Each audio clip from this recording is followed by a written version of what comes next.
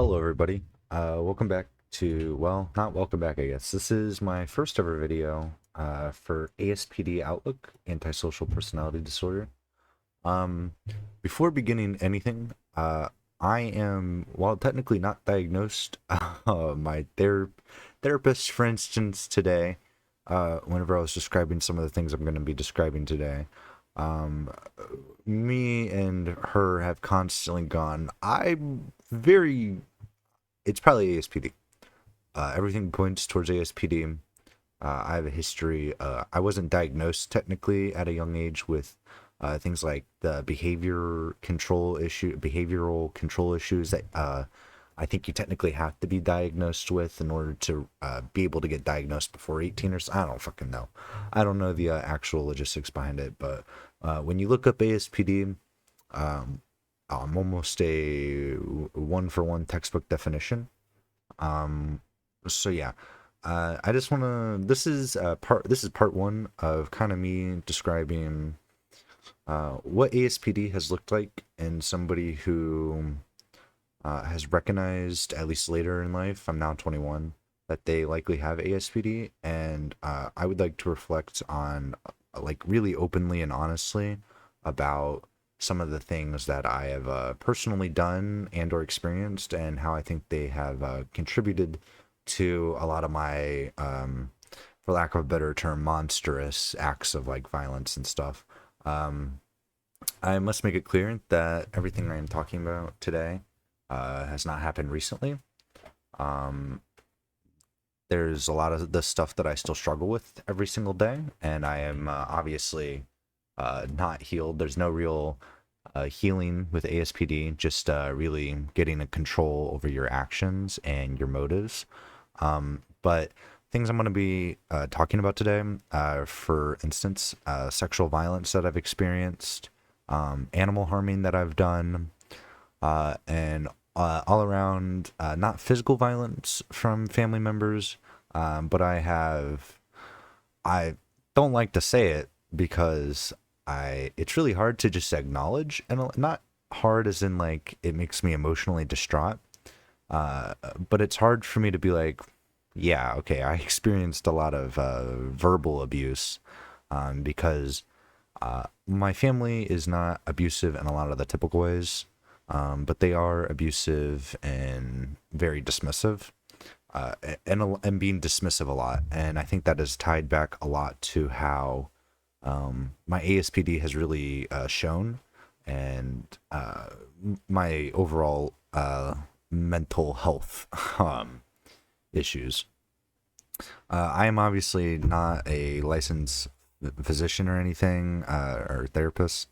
I made this channel just to give my outlook on things from a really honest perspective about somebody who, I mean, my therapist literally said, you are beyond my expertise. I've been seeing this woman for about 3 months, not 2 or 3 months, and she went, just today, she went, you are out of my expertise. I'm going to have to get you linked up with somebody who actually has expertise in ASPD, and a lot of the things that I'm experiencing that I'm going to be talking about over the course of however many videos this takes to get to up until modern day.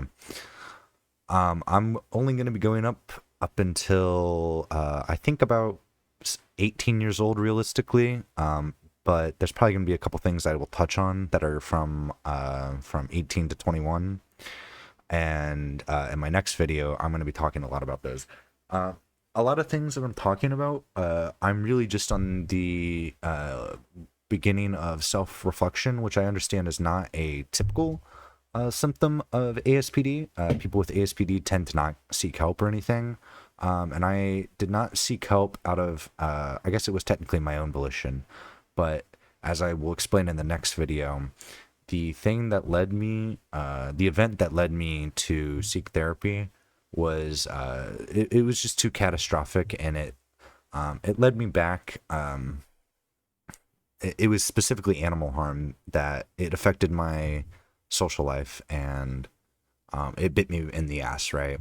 And watching shows, and then I went to therapy as a sign of respect to the person that I had done it to, because This person is, I know people with the ASPD tend to not really care about anybody else, and you'll see them describe their relationships as, they'll just toss them away.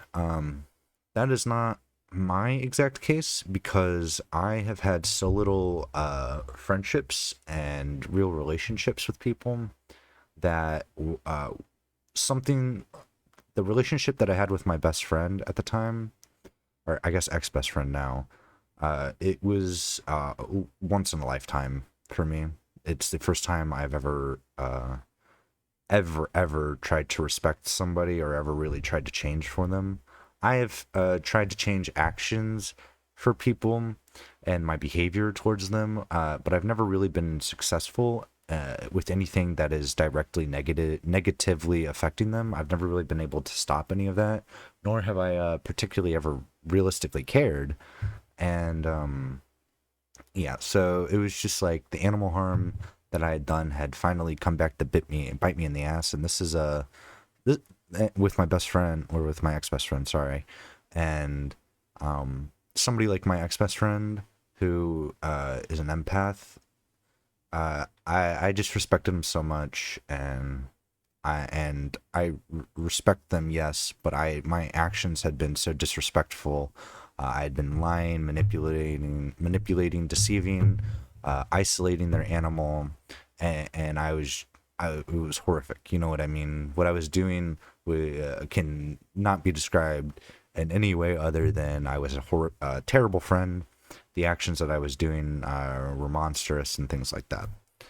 Um, and then another thing that kept me in therapy after I started, after the first like 4 times, whenever I had just lost all total interest, right, was watching a show like Jeffrey Dahmer, and this is gonna sound bad, but realizing how much I could relate to him in a lot of ways, with his anger and frustration, his loneliness, and a lot of other similar things, right? So yeah, let's get into it. The first thing,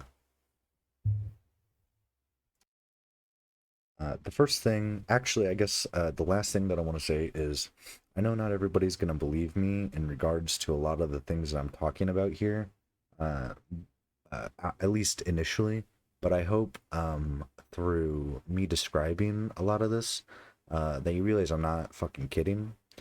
Um, a lot of the thing, I may omit certain details for the sake of not getting deleted off of YouTube, but everything else is just about exactly what I'm gonna say. It happens almost word for word. I'm not a big outright liar, but I do tend to tell a lot of half truths, especially whenever I'm manipulating.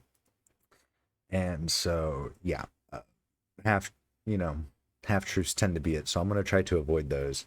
Uh, and if I am looking back through the video, or somebody asks me about something in the comments, and I further expand upon that, I don't want you to think that I was outright trying to lie, unless I am literally like not answering. Okay, well, I guess you guys aren't asking me anything. This is not a therapy session, man. So yeah. Either way, let's get into the first things that really happened in my life. Who that I think really built upon what would happen, or what would lead to like animal harm and things like that, and overall just the likelihood that I do have ASPD. The first thing that happened, that I wrote down in my notes, is my mother died whenever I was 2, and she died from brain cancer, right? And I'm gonna and then the person who took over my motherly role was my grandma, and she's just somebody who's angry, uh, not, just not a happy person. She doesn't like, she tries to find the negative in everything, which I heavily do in the form of nowadays, where I will try to find inefficiencies in systems, and I get very angry at inefficiencies, to the point where I can no longer keep up the masquerade of me being a happy-go-lucky kid, and in fact, the very angry, not violent side, but the very, very angry side of me comes out in social situations. Um, See, I was too young to remember what happened, but whenever I was asked about things in class that heavily affected me, there was almost nothing that I could really pinpoint because nothing in my life has, I guess, really affected me past a couple days. Whether I mean, not even really. Anytime I've gotten sad, my sadness literally lasts upwards of a few hours. Most of the time, a couple hours, and that's whenever I'm actually sad, and those are very, very far and few in between. I mean, hell, when my grandpa died, I didn't even shed a tear, dude. Yeah, I had no emotional reaction whenever my grandpa died. But somebody like my dog, my childhood dog who died, I was very much broken about that for about a day. So I guess about 8 hours, and then I went to bed, and then the next day I woke up, and I think there was maybe one time where I had a single tear to fall down my face. And a lot of people might be like, "Oh, this is you burying emotions." And no, I do not bury emotions. Anytime emotions happen, I'm almost kind of like, thank fucking Christ, I'm at least somewhat normal, dude. Especially growing up, because there was so few emotional reactions that that wasn't just anger or violence, that I wasn't really sure. You know what I mean? I wasn't sure if I fucking had real happiness or anything. So yeah. And then growing up, the next real big thing that I can remember having happened um was I experienced some sexual abuse from a family member. And if for some reason my family member ever sees this video, you know damn well who you are. You can deny it all you want, but the smell and taste of a vagina was exactly the same as my first ever sexual experience. I mean, I literally had two different flashbacks um, during sex with that woman that I was like, okay, yes, I was for sure sexually assaulted, because for a while I was never particularly sure, because I was like, am I just making this up in my head or something? But yeah, I don't think I was making it up in my head nowadays. I also experienced a lot of sexual trauma from my neighbors, where I witnessed their oldest brother raping his two younger brothers. And then while he did try to rape me, I was never anally raped. So in a way, I was in my mind growing up, I justified it as I was not actually raped compared to them. But yeah, shortly after this, I experienced my first ever bit of animal harm that I had ever committed. I was with my neighbors, his two younger brothers, right? And we were just playing outside. And there was this frog or toad or something that I came across. It was not a cat or anything at the time. It was a frog or toad. I don't know. You know, I can't tell the difference. And it's been so damn long that it doesn't fucking matter. Irregardless, I had a Nerf dart bow, right? And it was a blunted, kind of a heavier duty Nerf bow, and the arrows on it were were blunted, and they were a bit heavier hitting. And basically, I kept shooting the frog over and over with the bow, uh, just to just to see. I don't remember exactly why, but I think it was curiosity. I think I was curious. I was curious about what was going to happen to it, and I was probably in a way subconsciously curious if I was going to have what my reaction was going to be. And even nowadays, anytime I have animal harmed, I it's always kind of been a way in a way of, yes, power and control, but also I'm like, what am I going to feel in this moment? What will this be like? You know what I mean? Um, I guess you probably don't know what I mean, but for the people who I intend this for, other people who think they have ASPD, and people like me, because I think statistically, I am a very rare case. I think mental health wise, I'm almost as extreme as you can get with ASPD without a actual diagnosis technically, but I am as damn well close to a textbook definition as you can get. Um, Growing up, I constantly what? Oh, also, my neighbor's house had become kind of like a second home to me. I was more comfortable there. I've always been more comfortable being at other people's houses than I am ever at my own. I feel constantly, I don't know, I don't like it at home. But then, for instance, I went over to this girl's house and she lived in a trailer, and I don't know, it was a way different feeling that I got. Just like it felt more like a family in a house than my house ever did, and maybe that's because of I mean, it's probably just because of my growing up and everything. But regardless, let's continue on. The next thing that I experienced that would be traumatizing for most people was I was constantly wetting the bed up until about 13 years old. I think it was very rare for me to wet the bed until I hit 14, and since then, I mean, I've just never. I don't think I've really ever done it. I can't even remember a time that I have, and it's been so long since I've even wet the bed that it almost feels like it wasn't even real. But I was constantly yelled at it. I was yelled at it so much to the point where I'd become ashamed of it. So I was having to hide it, right? And I just became really good at hiding it. And I think this is where the need for manipulation and everything really stemmed from, was because I was getting yelled at for it and I was getting judged and basically just verbally abused.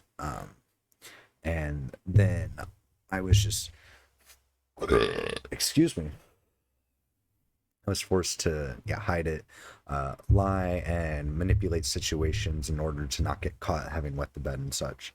Um, and to go on top of that, I was never really given a mental break or really any control beyond my like day to day life of playing with Legos. Anything beyond that was heavily controlled. Like, uh, this is gonna sound very normal, but just on top of my genetics and the sexual experience, the sexual abuse that I was experiencing, and all of that, it tied back into just the loss of control and power I had over my life.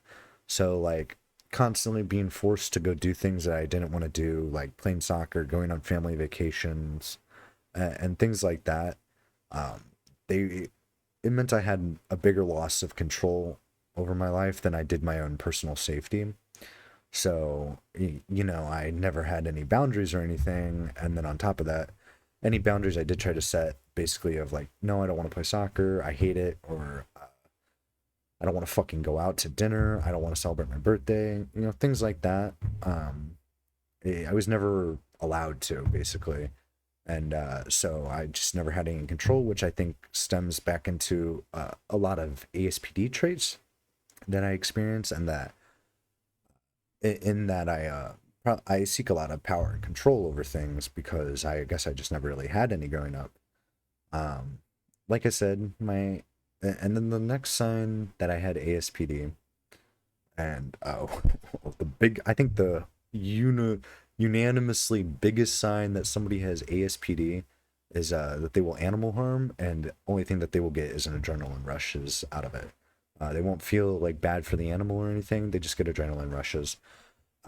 And after my first sexual assault with that family member that I'm talking about, um, I think I very shortly after did that animal harm with the frog, and it over time it's just progressed to even more normal animals, such as like not dogs, but very specifically cats.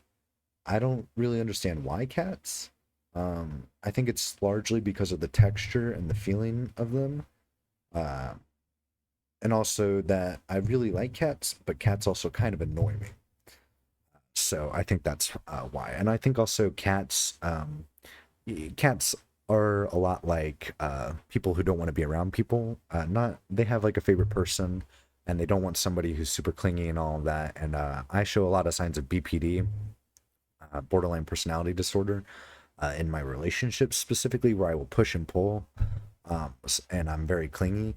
So I think things like that, both of those tied together, make me not an optimal candidate for cats. Um, but yeah, so you know, and I don't mean animal harm in the sense of like stabbing and skinning a cat alive. But I hitting, I've choked, I not kicked, slapped around, definitely. Pretty similar things to exactly what I just said. But what I said I didn't do, I unironically can't remember a time I have done. So I can't remember. I've never stabbed or filleted an animal alive. Nor have I ever really thought about actually stabbing an animal. Yes, I've thought about, but that's a line that I can't cross. I think that's a line that once you cross, there's no coming back from. And I think normal people who hunt and things like that, it's fine to do things like that in a lot of ways, with like stabbing a deer. But if you gave me a deer to stab, like stab in the neck of because it was I had shot it, um, the actual act of stabbing something and killing it with my hands, uh, I don't want to know what I would turn into if I did that ever. So I have very heavily constrained myself from doing that. Uh, Anytime I've gotten the opportunity or anytime I've thought about it, that's something that I'm like, that's just, it's too far. That's too far gone.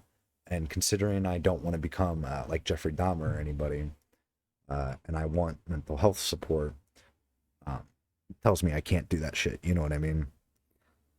Um, and then growing up into like adolescence, teenagehood, I was very lonely. I never was able to develop any sort of friendships. And anytime I did, they never went beyond school. And fuck me, dude. Well, not growing up, sorry. Anytime I've ever had online gaming friends, they're not real. They're just not real. You know what I mean? They're not friends. So a couple of them have become were friends, but none of them. I wouldn't say any of them I care about. Uh, I'd say my form of caring about somebody is recognizing the importance that they have had upon my life, and uh, via that, I am able to be thankful to people. Uh, but if you just do something for me on a regular basis, that's just who you are. That's not, you're not doing something special. You know what I mean? It's not, I don't know. But either way, uh, I don't know how cohesive this was. If anybody has any questions about some things I've talked about, or just in general things like that, uh, of course, uh, go ahead and leave them in the comments. I doubt there's realistically going to be anybody who watches this, and if there is, I bet most of them listen to this and go, "Jesus fucking Christ, you're going to turn into a serial killer." And I would not deny that that is a real chance. I would not deny that the possibility that I end up becoming a serial killer is a very real chance.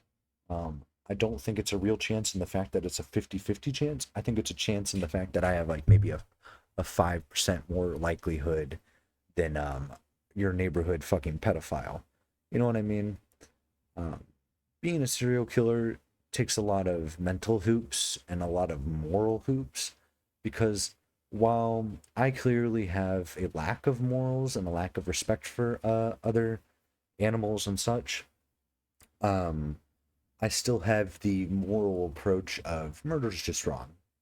You can't really justify murder in almost any regard against except against somebody like Donald Trump, which I'm not suggesting that somebody outright murders him, although I would not be upset if that did happen.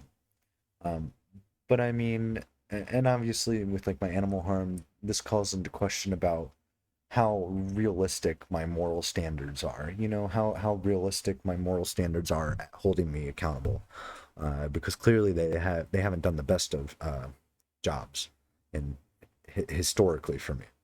But yeah.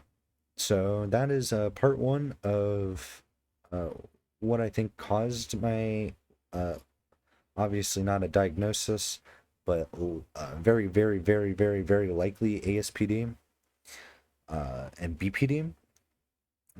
I think these were the biggest factors. So, uh, if you if you have had somewhat similar experiences to what I'm describing, and for instance, somebody tells you that their dog that they had to put down their dog, and so did you very recently, and the only thing you felt was that you had to say, "Oh, I'm so sorry," I can't believe that's such a terrible thing to have happened.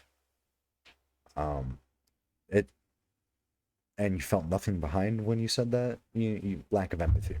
You know what I mean? Um, and things like that. You probably have ASPD for real. Obviously, you can't diagnose yourself, and you need a historic pattern of behavior in your life, and, some other. I mean, you need like I think some criminal versatility or some bullshit like that. If you can't look at anything that you've done as criminalist, or that you actually need help, not in the sense of like you're an awful person, but in the sense of you're becoming a very, very bad person, then yeah, then there's real no. I don't know. I'm gonna delete this last part.